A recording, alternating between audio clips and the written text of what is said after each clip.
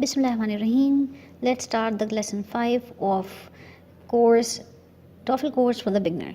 इसमें हम यूज़ करेंगे वर्ड अदर का इस्तेमाल कि कैसे कैसे आप लोग को वर्ड इस अदर को इस्तेमाल करना है. और लेट्स स्टार्ट द लेसन.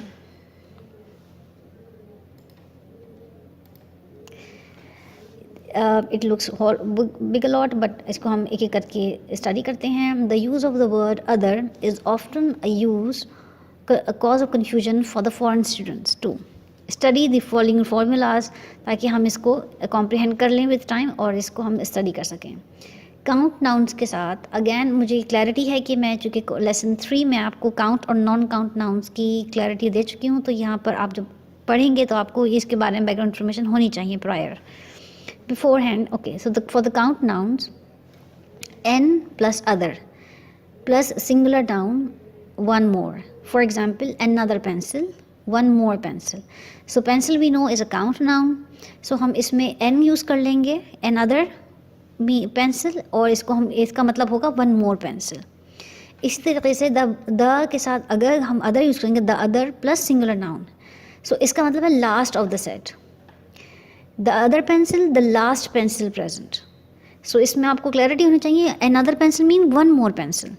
और the other pencil mean the last pencil present in that place, right? The last one left. इसी तरीके से other को जब हम plural के साथ इस्तेमाल करेंगे तो इसका मतलब है more of the set. Other pencils, some more pencils. Again हम साथ साथ recap भी करेंगे. Another pencil, one more pencil. The other pencil, the last pencil present. इसी तरीके से other pencils means some more pencils. ठीक है, अभी हम सिर्फ काउंट नाउन्स को कवर कर रहे हैं ताकि साथ साथ इसको हम रिकैप भी करते जाएंगे ताकि हमें इसके बारे में क्लैरिटी रहे. फिर आ जाएगा दी अदर. दी अदर अगर हम प्लूरल काउंट नाउन के साथ इस्तेमाल करेंगे तो इसका मतलब है the rest of the set.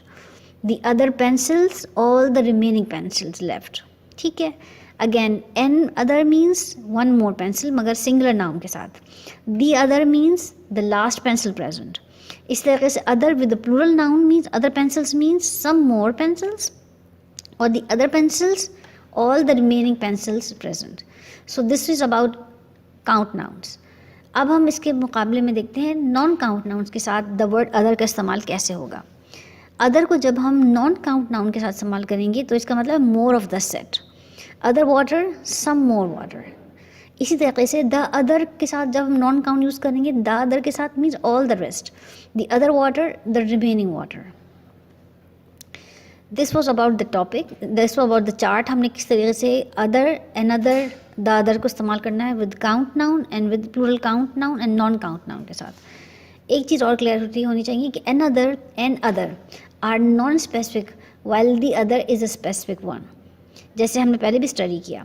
If the subject is understood one can omit the noun and keep the determiner the and other so that other functions and the other will function as a pronoun. अगर आपका subject understood है तो आप अपने noun को omit भी कर सकते हैं और आपका जो वर्ड अदर होगा वो एग्जैक्टली रेफर करेगा आपके प्रोनाउन को वेरी कन्वीनियंटली. इसको हम एग्जाम्पल्स में भी देख लेंगे. If it is a plural count noun then that is omitted, then other becomes others. अगर आपने other को इस्तेमाल किया है अपने नाउन के साथ और आप नाउन ओमिट करते हैं तो आपका other will serve as a pronoun for that sentence in that sentence of the for the